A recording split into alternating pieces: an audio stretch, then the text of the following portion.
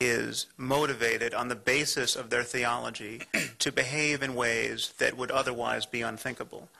I mean, it takes some ideas to get someone who has economic opportunity, who has the benefit of an education, who has not been molested by occupying powers, and get him to think that the best use of his time is to hijack a plane and hit the wall at 400 miles an hour. I mean, if this were coming, if this kind of violence were coming by and large from the poorest of the poor, the most desperate, the most abused, then those variables would be far more salient. But it's not, and there are a variety of studies that bear this out. But what is interesting to me is the way in which your sophistication, your willingness to have a conception of religion and a conception of faith that is almost infinitely elastic, that is compatible with kind of any mode of discourse, a conception which never allows us to call a spade, is giving shelter to this kind of religious literalism. I have never for a moment believed, and I have never argued, that all bad things, all conflict, comes out of religion. I don't even know if most does. I think probably most wars have been fought for reasons other than religious ideology. But the larger issue is dogmatism. The larger issue is belief without sufficient evidence, belief that is intrinsically divisive because it is immune to criticism, it is immune to the normal tests of conversation, tests of reasonableness, and these beliefs that divide us into these separate moral communities where we have Christians against Muslims against Jews, or blacks against whites, or one nation against another nation based on nationalism. I think nationalism can be incredibly corrosive of everything we want to encourage in civilization. Dogmatism and ideology immune to criticism is a problem. The problem, however, is that only in religion do we put a veneer of sanctity over dogmatism and call it faith, and once called faith, it becomes a apparently necessary and redeeming and precious part of the human experience. I don't think it is, and I think we can have our ethics and have our spiritual experience, indeed even become mystics, without ever presupposing anything on insufficient evidence and without ever lying to ourselves and other human beings about what we know to be true. Sam, I want to hold you to a close scrutiny of this phrase, which I think is a real shocker, and you must have intended it to be a shocker. Most Muslims are utterly deranged by their religious faith. I've even heard you back off a little bit now. You went from most to some significant subset. Well, no, okay. Let me just make it clear. I'm not backing off of that, because utterly deranged by their... I mean, I set the bar rather low for utter derangement. I mean, by my lights, thinking that the Quran is the best book ever written on any subject, really, is getting you pretty close to derangement. Thinking that that someone should be killed for criticizing it, or that it's a real problem that cartoonists caricature the Prophet Muhammad and they should be kidnapped. That this is the kind of treading upon the sanctities of the religion is a real social problem that demands more energy in its criticism than suicide bombing. That, I think, is a kind of derangement that is immensely widespread, and we shouldn't minimize it. The thing, however, the thing I don't know, and which is a place where I think Reza and I will actually have a meeting of the minds, is I don't know. I mean, it's perfectly clear to me that my style of conversation is not what can be broadcast to the Muslim world to change people's minds. I mean, that is your job. You are much better suited for that job. And I would agree with you that in order to empower the moderates of the Muslim world, drawing cartoons of the Prophet and writing paragraphs of the sort I've written is not a strategy. I'm not a diplomat.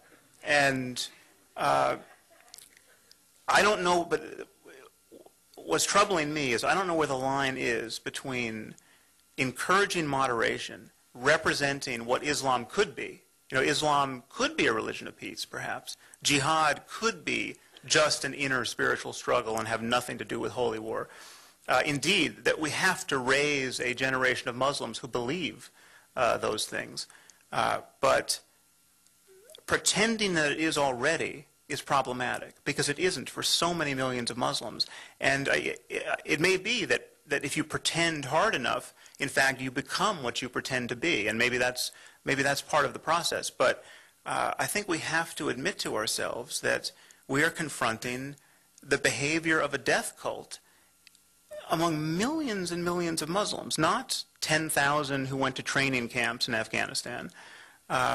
We are confronting an endorsement of this kind of behavior and a reflexive political solidarity where Muslims side with other Muslims, no matter how sociopathic their behavior, simply because they're other Muslims.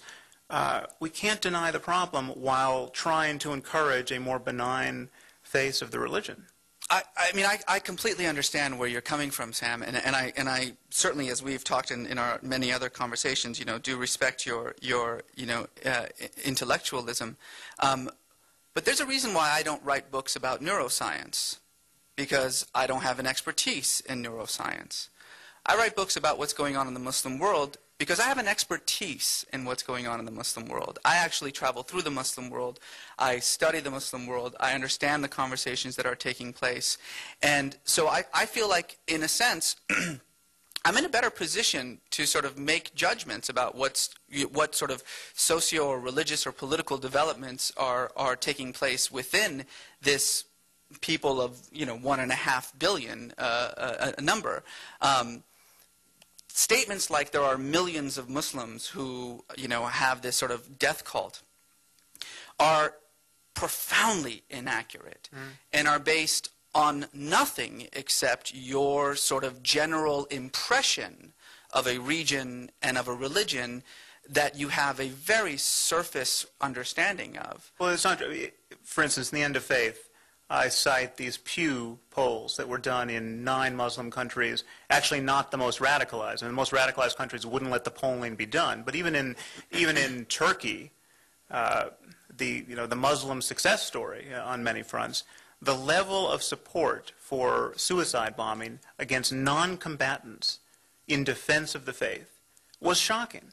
I mean, you just run the numbers. When 77% of people in Lebanon say that it is justified, that's, it's not a minority. It's not even close to a minority. Even if it were only 5% of the Muslim world that was radicalized by my lights, that is still a problem we have to talk about soberly. I mean, we're talking about 75 million people. Certainly, and I don't think anybody would say that that's not a conversation that we need to talk about. But it's a civilizational problem that is not amenable to simply saying that Islam is a religion of peace. I don't understand what Islamic civilization means. I mean, I don't. I'm talking about this global civilization. Oh, I see.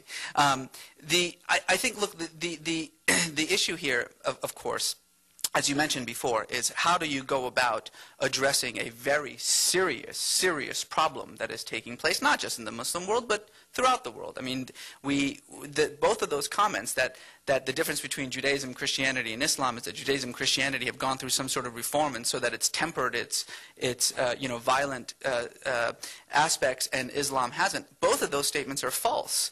I don't find any kind of tempering in the extremism with which Christianity or Judaism deals with the issue. The sole, or not sole, but certainly the most significant factor in the way that one understands one's religion, the way one interprets one's religion, is not what the religion itself, it's your social context. So we apparently forgot about the 80s and the movement of liberation theology in Latin America, a very Catholic, deeply Christian conception of Jesus as warrior, in which priests themselves were forced to take up arms in the name of the liberator Jesus. And murder opponents in that sense.